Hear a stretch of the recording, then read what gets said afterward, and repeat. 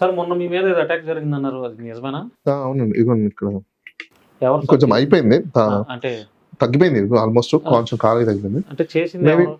నేనేమనుకుంటున్నానంటే maybe ఉంటే జనసేన వల్ల అయ్యుండొచ్చు. జనసేన వాళ్ళు. ఎక్కడ సార్ అటాక్ చేసింది? మన ఇంద్రనగర్ ఉంది కదా, ఆ ఏరియా. అంటే ఎట్లా మీ మీద అంటే బైక్ మీద నేను వెళ్తున్నా, పక్క నుంచి బైక్ అతను వచ్చి మీరు బాలాగారు కదా అన్నారు. అవునండి అన్న. పక్కన ఆపాను, అతను నా ముందర ఆపాడు. కాస్త నేను బైక్ ఆపాను, అతను దిగి రాగానే అక్కడి నుంచి తిట్టుకుంటూ బూతులు మాట్లాడుకుంటూ పైకి వచ్చేస్తున్నాడు. నాకు అర్థమైపోయింది ఏదో కొంచెం తేడా కేసున్నట్టుంది, ఎందుకు వచ్చిన గోళం అనుకో అని చెప్పేసి. దెన్ నేను అప్పుడు ఆ బైక్ ని, మనకు తెలుస్తాయి కదా వీళ్ళు స్టిక్కర్స్ పెట్టుకుంటుంటారు ఎక్కువ వెనకాల జనసేన సింబల్స్. నేనేం చేశాను, ఇది కొంచెం తేడా కేసు ఉందని బైక్ స్టార్ట్ చేసుకుని ఇంకా పక్క నుంచి వెళ్ళిపోవాలి కదా. నేను బైక్ ఇలా తీయగానే ఒక అతను తోసేస్తాడు, ఒక అతను బైక్ ని లాగేస్తాడు, పడిపోయా. ఇమీడియట్ పడిపోగానే ఇంకా జనాలందరూ వచ్చేసారు అక్కడికి. వీళ్ళేంటి ఇంకా ఎస్కేప్.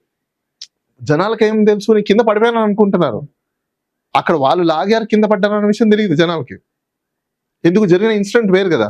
ఆ జనాలందరూ వచ్చే లోపల నేను కింద పడిపోయినా లేచి నా ఫోన్ తీసుకొని చూసుకునేసరికి నాకు కూడా పెద్ద ఇంట్రెస్ట్ లేదు. ఎందుకంటే ఇప్పుడు వాళ్ళ మీద కేసు పెట్టినా పోలీసులు చేసేది ఏం లేదు, ఊరికే నేను తిరుక్కోవడం తప్ప. టైం వేస్ట్, నా టైం వేస్ట్ నిజం చెప్పాలంటే.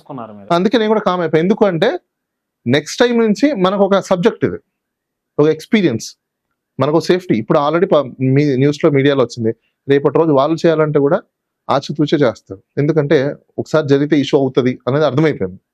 మీడియాలో వచ్చింది, లేకపోతే ఏం జరిగినా కూడా కొంచెం ఇష్యూ అవుతుంది అని చెప్పేసి కొంచెం జాగ్రత్తగా ఉంటారు. మనం కూడా కొంచెం సేఫ్టీగా ఉండాలి. నేను పోలీసు వాళ్ళకి చెప్పినంత మాత్రాన వాళ్ళు ఏదో చేసేసి నాకు ప్రొటెక్షన్ ఇచ్చేసి 4 గన్మెన్లు ఏమి ఇయ్యరు కదా, వేస్ట్ వాళ్ళకి చెప్పి కూడా. అందుకే నేను లైట్ తీసుకో. తెలంగాణలో రేవంత్ రెడ్డి గారి పరిపాలన ఫెయిల్ అయింది అనుకోవచ్చా, లేకపోతే పాస్ అయింది అనుకోవచ్చా? అదా, అసలు దానికి ఫెయిల్ పాస్ అనే దానికంటే డిలీట్ అని చెప్పడం బెటర్. నేనే ఒకప్పుడు వాళ్ళకి సర్వేలు చేసాము, మీకు తెలుసు, ఫోరెన్సిక్ ఎలక్షన్ సర్వే చేసి ఎన్ని వస్తాయి ఏంటని చెప్పాము. చాలా వరకు అప్పుడు మేము వర్క్ చేస్తున్నాం. కానీ but we expected he'll do something, but it was disaster. It was disaster. Definitely ఆంధ్రాలో మళ్ళా జగన్ వచ్చే అవకాశం ఉందా 2027 కానీ 2029 కానీ? డెఫినెట్లీ. ఎందుకంటే నేను ఈ టాపిక్ చాలాసార్లు చెప్తున్నాను.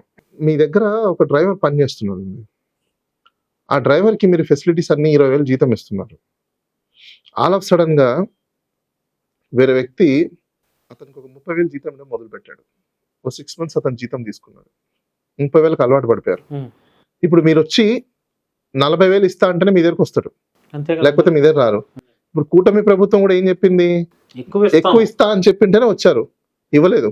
అలానే మీ దగ్గర డ్రైవరు 30,000 ఇస్తున్నప్పుడు నేను 40,000 ఇస్తాను పిలిచి ఆడికి 30,000 కూడా ఇవ్వకుండా నేను 25,000 ఇచ్చాను అనుకోండి, ఆ డ్రైవర్ ఏం చేస్తాడు? 30,000 ఇచ్చిన దగ్గరికి వెళ్తాడు. మళ్ళీ 30,000 కాదు, ఇమీడియట్ గా ఇక్కడి నుంచి ఎలా మానేయాలని చూస్తాడు. అక్కడ మానేసేసి మళ్ళీ నాకు ఎవరైతే మంచి ఫిగర్స్ మంచి ఇస్తారో వాళ్ళ దగ్గరికి వెళ్తాడు. ఎగ్జాక్ట్లీ. రేపు ఓటర్ల మనస్తత్వం కూడా అంతే, అట్లాగే ఉంటుంది. జగనే కరెక్ట్, జగనే బెటర్ అని అంతే. ఇప్పుడు ఇతను ఇవ్వలేదు కదా, ఎందుకుంటారు? ఇవ్వనప్పుడు ఆటోమేటిక్ గా ఫీలింగ్. ఇంకో విషయం, వీళ్ళు ఇప్పుడు వచ్చి మళ్ళీ మేము ఇస్తామని చెప్పినా నమ్మరు. ఎందుకో చెప్పినా, మీ డ్రైవర్ ఆల్రెడీ మీరు 25,000 ఇచ్చారు, మీ గురించి చూస్తున్నాడు, మీ గురించి తెలుసున్నాడు ఇప్పుడు. సో నమ్మడు. ఇప్పుడు నమ్మరు, ఎక్కువ ఇస్తానన్నా కూడా నమ్మరు. ఒకప్పుడు కాలం అయిపోయింది, ఈ రోజు నమ్మరు, ఇంకా అయిపోయింది. సో మీరు ఉన్న అడ్వకేట్స్ లో మీరు బెస్ట్ అని చెప్పుకోవచ్చు సార్. ఎందుకంటే మేము చూస్తున్నాం, మీరు పెద్ద అంటే మీరు పెద్ద ఛానల్స్ లో కూడా ప్రతి విషయాన్ని అనర్గళంగా మాట్లాడే సబ్జెక్ట్ ఉంది. లాయర్స్ ప్రతి ఒక్కళ్ళు లాయర్స్, మాకు కూడా తెలుసు. కానీ వాళ్ళలో సబ్జెక్ట్ ఉండాలి, సబ్జెక్ట్ ఉండదు. సబ్జెక్ట్ నాకు తెలిసి నేనేం పెద్ద ఛానల్స్ కి ఎక్కడ నన్ను ఎవరు పిలవరే. డిబేట్స్ చాలా చూసాం సార్, రేర్ అంటే ఎప్పుడో ఒకసారి, rare of the rare case. ఎప్పుడైనా లైక్ TV5 లో మూర్తి గారు కానీ, లేకపోతే సాంబశివరావు గారు కానీ, లేదంటే ఎప్పుడైనా సాక్షిలో కానీ, లేదంటే ABN లో వెంకటకృష్ణ గారు కానీ, నాకు తెలిసిన మెయిన్ ఛానల్ RTV ఒకటి ఉన్న దాంట్లో మీరు సమాజం కోసం, సమాజంలో జరిగే విషయాల మీద వాయిస్ ఇస్తున్నారా లేదా? మీ అడ్వకేట్ మీ పని ఏంటి? కేసులు డీల్ చేయటం, డబ్బులు వస్తే డబ్బులు తీసుకోవటం. చాలా మంది అలాగే చేస్తున్నారు అడ్వకేట్స్. కానీ మీరు సమాజంలో జరిగే ప్రతి విషయాన్ని భుజాన్ని వేసుకొని, ఇంకా మొన్న వాళ్ళు పోరగాళ్ళు కాబట్టి చిన్నగా కొట్టారు, అదే ఇంకేదో మర్డర్ అటెంప్ట్ చేస్తే మీ మీద, అది మర్డర్ అటెంప్ట్ కదా, అదే ఇంకొంచెం స్కోప్ లేదు కాబట్టి అక్కడ జరగలేదు. మరి అట్లా అందరూ ముందుకు రావాలి. ప్రతి ఇష్యూ మీద, సమాజంలో జరిగే ప్రతి ఇష్యూ మీద ఎవరు పాత్ర. ఇప్పుడు మా మీడియా అంటే నేను అందరికి ఒకటే చెప్పగలుగుతాను, ఇప్పుడు నాకు జరిగిందని చెప్పేసి ఎవరు భయపడాల్సిన అవసరం లేదు. మన ప్రీవియస్ జనరల్ ఎగ్జామ్షన్స్ లో సెక్షన్ 100 అనేది ఉంది. నా సెల్ఫ్ ప్రొటెక్షన్ నేను చేసుకుంటాను ఫస్ట్. నా సెల్ఫ్ ప్రొటెక్షన్ లో, నేను ప్రొటెక్షన్ లో వాళ్ళని ఏదైనా హార్మ్ జరిగితే నేను రెస్పాన్సిబిలిటీ కాదు. అది చాలా మందికి తెలియదు. ఇప్పుడు పోలీస్ వాళ్ళు వచ్చి కాపాడకపోతే నేనేం చేయాలి? చేతులు కూర్చొని మమ్మల్ని కూర్చోవాలా? డెఫినెట్గా నేను సెల్ఫ్ ప్రొటెక్షన్ చేసుకుంటాను. అలానే చాలా మందికి తెలియని విషయం ఏంటంటే ఈ మధ్య కాలంలో మొన్న నేను సాక్షి టీవీలో కూడా చెప్పున్నా, ఎవరైనా కూడా రూల్ ఆఫ్ లాని పాటించాల్సింది, ఇంక్లూడింగ్ పోలీస్ వాళ్ళు కూడా. మేము మఫ్టీలో వస్తాం, మేము డ్రెస్ వేసుకొని రాము, మేము ఐడి కార్డు వేసుకొని రాము, అట్లా కుదరదు. డెఫినెట్గా చేసుకోవచ్చు. ఏ పోలీస్ వాళ్ళు కూడా మిమ్మల్ని కొట్టడానికి రైట్ లేదు, అబ్యూజ్ చేయడానికి లేదు. Section 29 police act.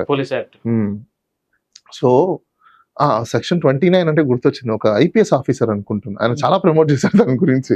నేను కూడా విన్నాను, ఐ డ్రీమ్ లో చాలా చోట్ల ఆయన. ఎస్, నిజంగా పోలీస్ యాక్ట్ అనేది నా దగ్గర మాన్యువల్, మాకు లాస్ట్ బుక్స్ ఉంటాయి కదా సార్. యాక్చువల్ గా రౌడీ షీట్ కూడా లేదు పోలీస్ మాన్యువల్ యాక్ట్ లో లేదు. మీకు తెలియదు, యాక్ట్ లో లేదు, యాక్ట్ లో లేదు. అంటే ప్రివెన్షన్ కాదు, ప్రివెన్షన్ అనేది ఒకటి ఉందండి. ఇప్పుడు షీట్ ఓపెన్ చేయడం అంటే అర్థం ఏంటంటే యాంటీ ఇన్సిడెంట్లు చేసే వాళ్ళని ఒక బుక్ పెట్టుకొని ఒకవేళ ఇలా జరిగితే వాళ్ళని ప్రివెంట్ చేయడం కోసమే. దట్స్ అ ప్రివెన్షన్ యాక్ట్ ఒకటి ఉంది కదా. సో ఆ ప్రివెన్షన్ యాక్ట్ కింద వీళ్ళు చేస్తున్నారు. సో దానికి దెర్ ఈస్ యాక్ట్. చాలా మందికి తెలియని విషయం ఏంటంటే అందరూ గుర్తుపెట్టుకోండి, క్రిమినల్ అయిన తర్వాత, క్రిమినల్ లేకపోతే అలెజ్డ్ అఫెన్స్ చేసిన పర్సన్ లేకపోతే ఇంకో, వాళ్ళని మార్పించాల్సిన బాధ్యత ఎవరిదో తెలుసా? ఈ పోలీస్ డిపార్ట్మెంట్ లో ప్రొహిబిషన్ ఆఫీసర్స్ అని ఉంటారు. ప్రొహిబిషన్ ఆఫీసర్స్ చేయాలి ఆ పని. వాళ్ళ గుణగణాలని మార్చాలి, బతుకుదిరిని మార్చాలి, లైఫ్ ని మార్చాలి, ఉద్యోగం కల్పించాలి, వాళ్ళ యొక్క బతకడానికి జీవనాన్ని కల్పించాలి. ఇవన్నీ చేయాల్సింది ఎవరు? ప్రభుత్వం ఫెయిల్యూర్ వలన ఈ రోజు చాలా మంది రౌడీ షీటర్లో లేకపోతే ఇంకోరో వస్తున్నారు. ఎవరు వాళ్ళు వస్తున్నారు? వీళ్ళందరూ మ్యాన్ మేడ్, బై బర్త్ రాలేదు. మ్యాన్ మేడ్ ఎందుకు వచ్చారు? Because of the failure of the system. అంటే ఎవరు? మళ్ళీ దిస్ గవర్నమెంట్స్. చాలా మంది తెలియదు. ఇప్పుడు ఒకరిని అరెస్ట్ చేసి బెయిల్ ఎందుకు ఇస్తారు? బెయిల్ మీద బయటకు వచ్చిన ఆయన జీవితం అయినా గడపాలి కదా. గడిపేటప్పుడు ప్రొహిబిషన్ ఆఫీసర్ ఏం చేయాలి? వాళ్ళకి ఉద్యోగం లేకపోతే ఇవ్వాల్సింది ఎవరు? అసలు ఎందుకు దొంగతనం చేస్తున్నారు, లేకపోతే గాంజా ఎందుకు తీసుకొస్తున్నారు, లేకపోతే ఇంకోటి ఏదైనా ఎందుకు చేస్తున్నారు? బెస్ట్ గెస్ట్ అయినా ఎందుకు ఫైండ్ అవుట్ చేయట్లేదు మీరు? That's your problem. Whether you don't know the rules and regulations, you have a knowledge only about of the how to register a crime. 153, 154, ఇప్పుడు 173. ఆ సెక్షన్ ఒకటి తెలిస్తే సరిపోయిద్దా? ఆబ్జెక్ట్ ఏంటి, ప్రిన్సిపల్స్ ఏంటి, అసలు జెనసిస్ ఏంటి, క్రైమ్ అండ్ క్రిమినాలజీ ఏంటి, పీనాలజీ ఏంటి, రిహాబిలేషన్స్ ఏం చేస్తారు, ఎందుకు ప్రిజన్ సెంటర్కి పంపిస్తారు, ప్రిజన్ సెంటర్లో ఎందుకు రిహాబిలేషన్స్ ఉంటాయి, ఎందుకు ప్రిజన్ సెంటర్లకు పంపించి వాళ్ళని అక్కడ మార్పు చెందిన తర్వాత లేకపోతే గాంధీ జయంతికో లేకపోతే ఆగస్ట్ 15కో ఎందుకు వదులుతున్నారు, కాన్సెప్ట్ తెలుసా అసలు మీకు? ఉందా నాలెడ్జ్ మీకు అంత? అసలుకి లేదు. నాలెడ్జ్ లేని, ట్రైన్ లేని, ప్రాపర్ తెలియని ఆఫీసర్ అని పెట్టుకుని ఈరోజు మన ఇన్స్టిట్యూషన్స్ ని అది పెద్ద గొప్ప ఇన్స్టిట్యూషన్స్ అనుకుంటున్నాం. ఎక్కడ గొప్ప ఇన్స్టిట్యూషన్స్ అండి? నాకు అర్థం కాల. స్టేట్ లో ఒక్క ఇన్స్టిట్యూషన్ లో ఒక్కడికి నాలెడ్జ్ లేదు తెలుసా మీకు? నేను కాపీ పేస్ట్ చేసుకుంటే నాలెడ్జా? ప్రీవియస్ ఎవరో ఎక్స్పీరియన్స్ ఉన్న ఆఫీసర్ చెప్పిన ఒక డ్రాఫ్ట్ తీసుకొచ్చి కాపీ పేస్ట్ చేసి ఎడిటింగ్ చేస్తే అది నాలెడ్జా? అది జరుగుతుంది ఇప్పుడు. వాళ్ళు ఎందుకు నన్ను కౌంటర్ అయినారో తెలుసా మీకు? Exactly, we deal the service matters. మీరేం చేయాలి, ఏం చేయకూడదు మాకు తెలుసు. మీరు చెప్తే వినడానికి మేము లేము, బట్ మేము చెప్తే వినడానికి మీరు ఉన్నారు. ఎందుకు? మీరు ప్రజలకి చెయ్యాలి. అల్టిమేట్లీ డిసైడ్ చేసేది ఎవరు, రివ్యూ చేసేది ఎవరు? ఈ మధ్యకాలంలో సార్ ఒక జరిగిన ఇన్సిడెంట్, నేను పేరు చెప్పనులే కానీ, వర్క్ అంతా చేసింది నేను, వాడి బాగోతాలు మొత్తం అగోరగాడి ఇష్యూలోనే చేసింది మొత్తం నేను. అంటే నాకు క్రెడిట్ రావాలని నేను మాట్లాడలా, ఫ్యాక్ట్ లాగా ఒప్పుకోవాలి. గ్రౌండ్ లెవెల్లో మేము నానా కష్టాలు పడి వాడి ఎట్లయినా వీడిని సమాజానికి చీడపురుగు అని ప్రూవ్ చేయాల్సిన బాధ్యత మేము చేసుకొని మేము అంత కష్టపడితే లాస్ట్ లో ఒక వీడియో పెట్టేసి ఒక లాయర్ గారు ఇదంతా మేమే చేసాం, బాధితులు మా దగ్గరికి వస్తే న్యాయం జరిగింది. ఆయన ఒక పేరేంటి, ఏదో నేను పేరు చెప్పాలి తెలుసు, వీడియోస్ లో ఉన్నారు కదా. ఆయనతో పాటు ఇంకో అగోరి ఎవరో ఉండి అరెస్ట్ చేయించడానికి అని చెప్పేసి సంథింగ్ సుమన్ టీవీ ఇంకా చాలా ఛానల్స్ లో కూడా వస్తారు. గుంటూరు ఆయన. ఏంది ఇంకా చెప్పండి, బాధితులకి మా దగ్గరికి వస్తే మేము న్యాయం చేస్తాం, పోరాడతాం అంటే ఏంది సార్ ఇదంతా? ఏడవలో కూర్చొని ఉంటే సరిపోయిందా? ఒకటండి, ఇప్పుడు అలా విజ్ఞతకి వదిలేయాలి. ఇప్పుడు నేను కూడా వాళ్ళని ఏం చెప్పలేదు. అట్లా ఎందుకు మిస్గైడ్ ఎందుకు చేయటం ప్రజల్ని? ఇప్పుడు ఆయన కూడా మీతో పాటు వర్క్ చేశాడా?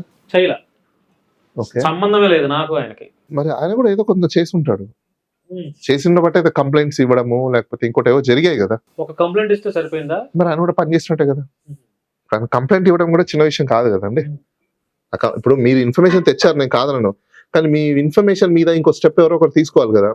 మేబీ ఆయన ఆ స్టెప్ తీసుకున్నారు అనుకోవాలి. మనం మీరు 10 స్టెప్పుల్లో 5 స్టెప్పులు మీరు చేశారు, 6వ స్టెప్ నుంచి ఆయన అందుకొని చేశారు అనుకోవచ్చు. ఇద్దరికి క్రెడిట్ రావాలి. అంటే క్రెడిట్ వచ్చినా రాకపోయినా పర్లేదు సార్, మన క్రెడిట్ కోసం కాదు మనం చేసేది, మనకు సాటిస్ఫాక్షన్. అరే సంఘ విద్రోహ శక్తిగా ఉన్నటువంటి ఒకడిని వాడిని ఎట్లయినా చట్టం వాళ్ళ చేతుల్లోకి చెప్పాలనుకున్నాం, చేసాం. క్రెడిట్ రాని రాకపోయినా ఎవడో గుర్తించాలంటే ఒకటండి, ఉన్నది ఉన్నట్టు ఉండాలి కదా అడ్వకేట్స్ గా ఉన్నప్పుడు కూడా. అది నేను అనేది. మా దగ్గరికి వస్తే ఎలాంటి వారికైనా న్యాయం జరుగుద్ది, ఎలాంటి వారినైనా మేము ఇది చేస్తాం. మరి కరెక్ట్. మరి వాళ్ళ తల్లిదండ్రుల దగ్గర నుంచి 1,00,000 డబ్బులు అడిగారు తెలుసా? అగో వర్షిని తల్లిదండ్రుల దగ్గర నుంచి 1,00,000 డబ్బులు అడిగారంట. మరి ఏంటి అది? నేనే 4 విజయవాడ నుంచి వస్తుంటే వాళ్ళని నా కారులోనే ఫ్రీగా తీసుకొచ్చా. మరి నేనే సరే ఎంత ఎందుకంటే అవుట్ ఆఫ్ సబ్జెక్ట్ మాట్లాడలేను ఆ విషయంలో. అవును సార్. సో సార్ అన్ని మాట్లాడేశారు ఆల్మోస్ట్, అన్ని రాజకీయాల గురించి, సోషల్ మీడియా గురించి, మీడియా గురించి, మతాల గురించి, కులాల గురించి అన్ని మాట్లాడేశారు. డాక్టర్ బాలా గారు చాలా మంచి విషయాలు డిస్కస్ చేశాం సార్. మీరు కూడా కేర్ఫుల్గా ఉండాలి సార్, ఎందుకంటే సమాజంలో వాయిస్ రైజ్ చేసే ప్రతి వాడి వెనక కూడా కుట్రలు ఆటోమేటిక్ రన్ అవుతా ఉంటాయి. మనం ఎటు వెళ్తే అట్లు మన ఫోకస్ చేస్తూ ఉంటారు. మీరు కూడా అనేక విషయాలపైన ఎక్కువగా ప్రభుత్వాన్ని కూడా బాగా క్వశ్చన్ చేస్తున్నారు కాబట్టి మీ మీద ఒక అటాక్ జరిగింది అంటే ఇక మరలా చేయడానికి కూడా ఉంటుంది. కొంచెం మీరు కూడా కేర్ఫుల్ గా ఉంటే ఇంకా కొంత మీ నుంచి మంచి మంచి వాయిస్, ఇంకా మంచి మంచి ఇష్యూస్ మీద వాయిస్ రైజ్ చేయగలుగుతారు ధైర్యంగా. కాబట్టి మీరు కూడా జాగ్రత్తగా ఉండాలని మా SSTV ద్వారా మనస్ఫూర్తిగా మిమ్మల్ని కోరుకుంటున్నాం. Thank you sir, thank you అండి. సో ఇది ఫ్రెండ్స్, డాక్టర్ బాలా గారితో మంచి ఇంటర్వ్యూ జరిగింది. మీ యొక్క అభిప్రాయాన్ని కామెంట్ రూపంలో తెలియజేయండి.